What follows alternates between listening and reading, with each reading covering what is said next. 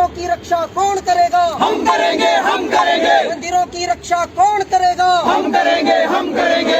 एकजुट जम्मू ने ठाना है, मंदिरों को बचाना है। एकजुट जम्मू ने ठाना है, मंदिरों को बचाना है। एकजुट जम्मू ने ठाना है। मंदिरों को बचाना है। मंदिरों की रक्षा कौन करेगा? हम करेंगे, हम करेंगे। मंदिरों की रक्षा कौन करेगा? हम करेंगे, हम करेंगे।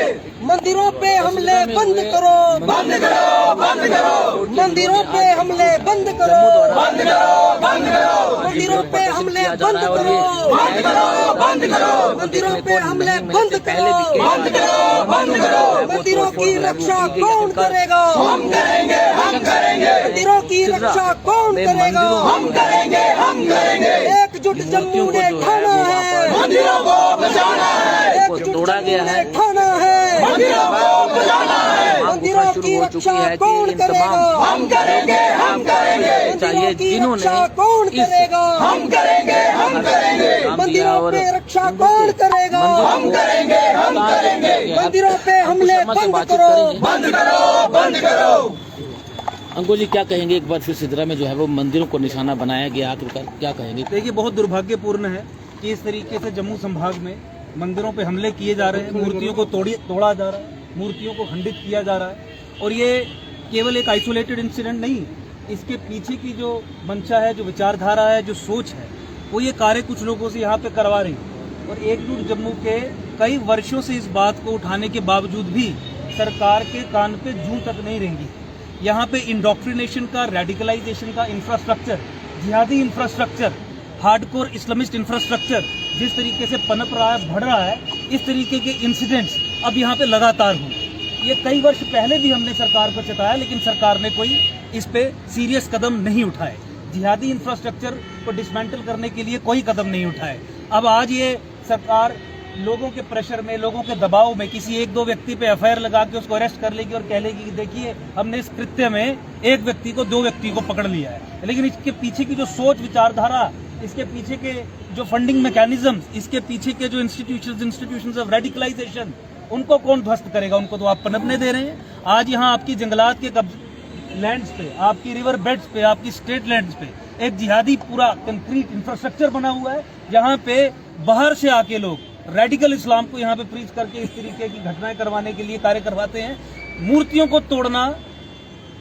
को तोड़ना, आइडल ब्रेकिंग जो प्रैक्टिस है एक्सक्लूसिव रिलीजन्स की, खासकर कट्टरवादी इस्लामिस्ट्स की, उसका एक परिचायक है। ये केवल एक घटना नहीं है, ये एक आघात है। आघात है हमारे धर्म पे, हमारी आस्था पे।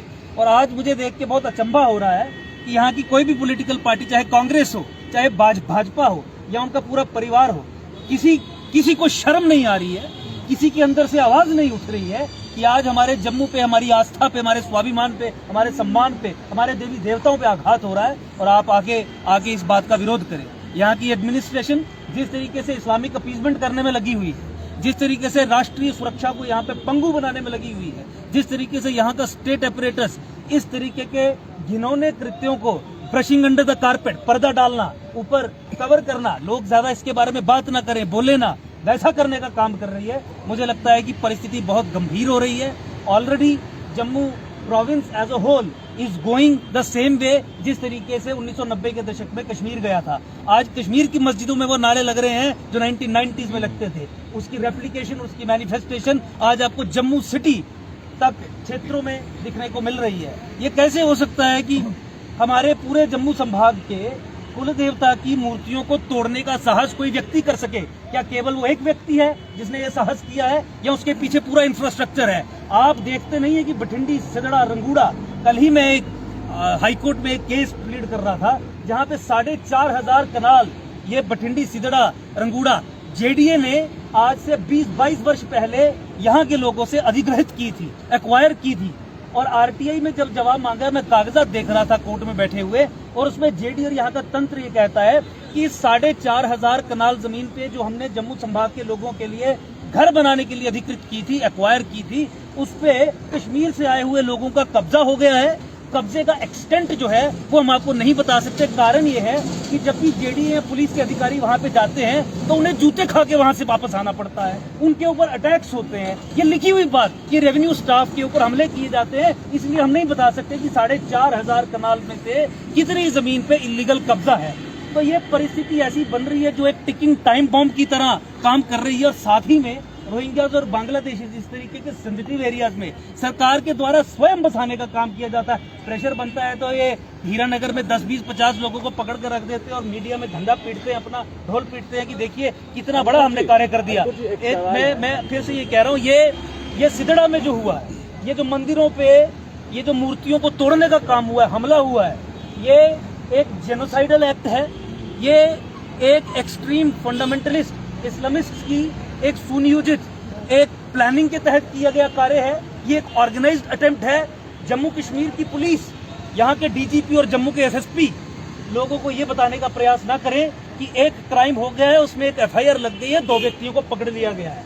इसके पीछे जो बठिंडी सिदड़ा में घुसे हुए सारे इलीगल इंस्टीट्यूशंस ऑफ रेडिकलाइजेशन है, जब तक उनको तोड़ने का, ध्वस्त करने का काम यहाँ की पुलिस नहीं करेगी, एकजुट जम्मू इस प्रदर्शन को और उग्र करेगा।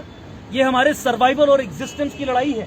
ये जम्मू पे केवल मंदिर पे हमला नहीं है, ये पूरे जम्मू संभाग के अस्तित्व पे हमला है। ये अस्तित्व पे भी हमला नहीं है, ये हमारी पूरे हिंदू समाज के अस्तित्व पे हमला है और ऐसी विचारधारा का हमला है जो मंदिरों को तोड़ने में विश्वास रखती है, जो मूर्ति भंजन करने में विश्वास रखती है। कल जामिया मस्जिद में भी एक बार फिर से आजादी के नारे लगे हैं और सांबा और बांग्ला अगर जिक्र करते हैं तो बांग्लादेश से भी वहां पर 3 व्यक्तियों को गिरफ्तार